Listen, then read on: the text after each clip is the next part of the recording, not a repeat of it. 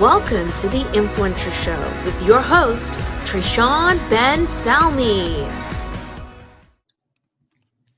Hello everyone and welcome to the Influencer Show, where I interview people who can help influence the way you live life in a number of different ways. I'm your host, C7, and today we have a very special guest with us. So if you'd like to introduce yourself to listeners and let them know a little bit about you. Yes, hello everyone. My name is Reagan Nevels, and I'm a 14-year-old published author and motivational speaker, and I'm just so very blessed to be able to share this platform with y'all today and talk to you a little bit about myself and what I do. It's absolutely amazing. Sounds great. And why don't you share with the listeners why you do what you do? Well, I'm a motivational speaker, and I inspire people, especially my generation, because I feel like a lot of people in our generation are really, as I would almost say, like they're dormant. They have so much potential, but it's like inside of them and it has to be ignited. So I want to be that person that can ignite that fire inside of you to help you and make you realize that you can do so much more right now. You have 17 years to accomplish your dreams and goals without having to have any adult responsibilities. And I say adult responsibilities because I know there's many children in the world, many teens in the world that have responsibilities, but you have 17 years that you can accomplish your dreams and goals without having to worry about paying bills and doing all of the adult responsibilities. So I definitely want to reach out to our generation by inspiring them and motivating them and showing them how much potential they really have. So that's basically the main reason why I do what I do. I think that's definitely like something that's really, really important, but people don't often sort of like actually grasp the concept because we have a lot of time on our hands, so we might as well put it to good. And what would you say has been the biggest influence on you that you wish you had known sooner? One thing that I wish I had, well, technically I had already known it. Like going into motivational speaking, I know there would be points where the crowds would not like interact with the speaker. And I feel like that's definitely one thing that really influences a speaker, like a motivational speaker, a singer, just the audience receiving the speaker. I feel like that definitely has a great impact on how the speaker performs. And I guess going into motivational speaking, I knew that was going to happen, but like it didn't happen until it happened. So I feel like that's definitely one thing that I realized, and one thing I wish I had realized before or going into motivational speaking is that even though sometimes the crowd may not, go with you or flow with you or be as interactive as you thought, just keep going, keep pushing through. And I mean, I do that, but like inside, sometimes the first time I started to panic and I started to get scared and I started to ramble. But now when I see that happens, and it happens very rarely, I can keep going and I can push through and I can encourage myself. But I feel like the crowd definitely has a big influence on you, but it's really great when you can keep going and you can keep motivating and you can keep inspiring, especially through that period of time.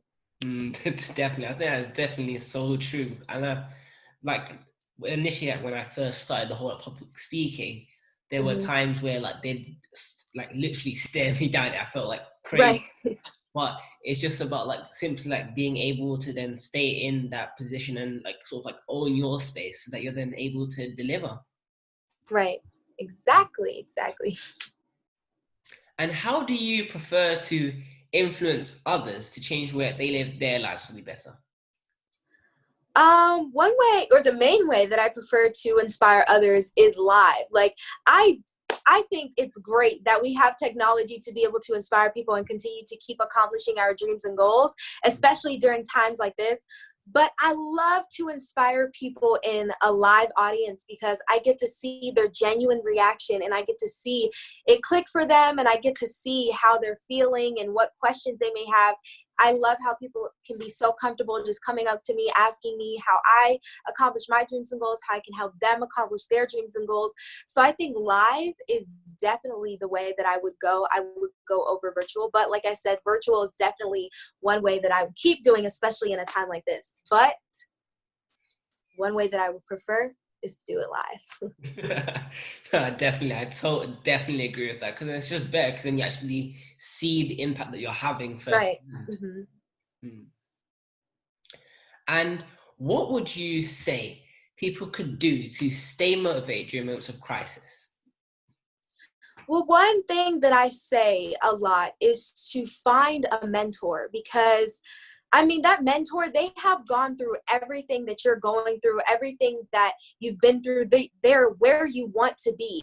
Mm. And I mean, like, it's definitely important that you find a mentor, because they know exactly what you're going through. And for you to be able to watch their journey and for you to be able to see where they're at in a place exactly where you want to be, I feel like that's definitely one thing that you need, especially in a moment of crisis. They can be there to inspire you. They can be there to motivate you. And I mean, we all need a little bit of inspiration and motivation. So I definitely say, once again, to find that mentor, because like I said, they know what you're going through and they can always be that person to help you, pick you up, especially in times of crisis. Mm. And that's definitely so powerful, because then just like having someone who's then gone on that journey and who Mm-hmm. is where you want to be eventually, it actually helps that they can then actually guide you in the right direction and help make your journey a lot smoother. Right. Mm. And what is your passion? My passion is to inspire. My passion is to motivate. My passion is to finally be able to speak and inspire my generation. And like I said before, to encourage them that they have the potential to do whatever they desire to do. It just has to be ignited.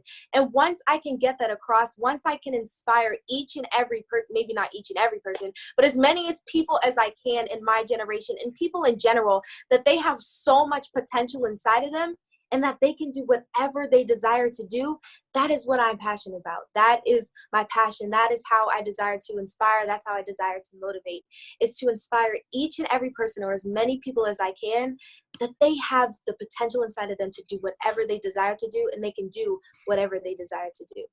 Mm. I really do like that, how you said, like, yeah, because like so many different people, they say that, oh, you have to be like me, you have to do all this, but you're just Mhm. simply about turning what they already have into something that is either better or something that they can then utilize to the best of their ability. Definitely, definitely. And if you had a megaphone and you could say one thing to the world that would have a lasting influence, what would it be and why? Well, one thing that I would say is, don't strive for perfection, but strive to be better, because I feel a lot of people, they strive for perfection and they strive to be perfect and they strive to get every single thing right. But to be honest, you cannot get anything perfect. Nothing is ever going to be perfect. And I feel like a better, it's always a present word. So you can always get better and you can always get better at what you do. And once you get to that point of success to where you feel that you are good enough and you're satisfied where you are, then that's great, especially like the famous people where they are today. I feel like that's great for them, but you can always strive to be better. Don't strive for perfection, because that's when a lot of people get lost in a pit of discouragement. And that's when a lot of people get scared and they get lonely. So I feel if you don't strive for perfection and you strive to be better, then you're always going to find yourself making progress. And I think no, I definitely agree with that. And I think that's something that people actually don't see how important it is, because like when you're striving for that perfection, you never actually get to cherish what you've achieved in the now. Right. Mm. And what advice would you give to those who may have had their very own £1 million idea at a time like now? Well, I feel like I said earlier, there is always a way that you can accomplish your dreams and goals, whether it's live or whether it's virtual. And I feel like if you have $1 million idea, you will do whatever you can to go accomplish that dream and goal if you are passionate about it. See, right now we are in a time where we cannot do things as if we wanted to do it live. And we have to figure out some certain ways to be able to do it without having to do it live. And one of the ways that you can do that is through Zoom or through the internet. And I mean, technology is what we have these days. So I definitely feel like if you have $1 million idea, you need to go that extra mile. You need to go that extra 10 miles, because it is $1 million idea. And it's definitely a dream or goal, if you are passionate about, that you should accomplish. I definitely agree with that. Definitely. And what would you say is the biggest issue or maybe even a problem that you are aiming to solve as an influencer in your own industry? Well, one main problem that I am looking to solve is for young people to realize how much potential they have. Because, I mean, for me, I once I realized who I could become, what I could do, who I could inspire, who I could motivate, I mean, I just took it and I ran with it. And I feel like I'm one of very few children in the world that have unlocked that potential and have ignited that fire inside of me. So I feel like if I can help other kids, and like I say people all the time, but my main focus is to help my generation. If I can help my generation realize how much potential they have and how much they can do and how much they can accomplish by just igniting that light inside of them, that's definitely what I'm passionate about. That's definitely one issue that I feel like is very important to address. The fact that a lot of young people are just used to living the normal life and are just used to waking up and going to school or going to work every day. But if I can get them to realize how much potential they have, then I feel like our generation, they can honestly fly. They can be champions once I can get them, or once the few kid motivational speakers there are, get them to realize how much potential they have. We will be one great generation, one memorable one. Definitely. I think that's definitely like really important, because then sort of like just being able to take them out of that sort of like autopilot mode and get them actually thinking consciously and for themselves, just as to like how, knowing the consequences of their actions, but just how this small thing may have a big impact on the long run. Mm-hmm. Exactly. And what would you say was the pivotal point along your journey, and what did it teach you? Well, the pivotal moment that I had was when I first started to write my very first book, which was Vision Collision, and I started getting calls all over of people just asking me to share my story. And keep in mind, I was 12 years old, so I was still, just like going to school, living my life, writing my book. And so when my book finally released, I started getting calls from places all over, and they asked me to come speak. And I had never spoken before. Like, I had just wrote a motivational, inspirational book that I hope could inspire the masses. I was never really looking to, well, I had never really thought of motivational speaking. It's not like I had ruled it out, but I had never really had the idea that I could be a motivational speaker. So when I started getting the calls, when I started getting people calling me from all over asking me to come speak to their audience, I was like, okay. So I have to prepare. I have to do a lot of preparation because I was 12 years old. So I was pretty scared. But once I hit that stage, once I saw everybody's lighted faces in the audience and everybody getting what I was saying and everybody being inspired and motivated, that was the pivotal. That was I don't know how to say it, but that was the moment for me. That was the turning point for me, because that was definitely the main turning point for me, when I got to see all the faces that I inspired and all the people that I motivated. It was just an amazing moment for me. So that's definitely the turning point that I would say. Oh, that is absolutely amazing. Congratulations on that. Thank you. And what would you say are sort of like the top 3 lessons that you have learned along your life journey? And how did they influence the way you look at life? Well, one lesson that I have learned is you need to practice before you go to speak anywhere, before you go to speak anything. You need to make sure that you practice and that you know what you are speaking, and that you're not always, like, one thing that I found out helps is that you're not reading from your paper, but you just have points of what you're trying to speak about. So I definitely feel like that's one way you practice, but the second way is to always make sure that you have points. Don't read it. And I definitely think that those are definitely tips that I feel can help you when it comes to speaking or when it comes to doing any type of presentation. Don't read. Make sure that you have points like that. And I definitely feel like the last thing that I would say is to have an icebreaker. That's one thing that I found has really helped me connect with audiences that I have visited all over is to have an icebreaker, have some fun with them, start to motivate them with some fun, have a big mixture of it all.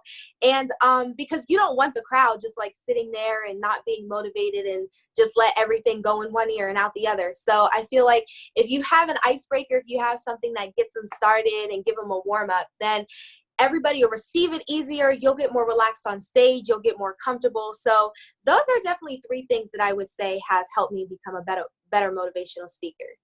And I think that's definitely really, really important. Just having that icebreaker, because then like when you first go up to talk, people already have this sort of like impression of like who you are and things like that. And just having that icebreaker just simply shows that you're a down to earth person and actually shows that you can then communicate with the audience. And if you had to be another person for one day, who would it be and why?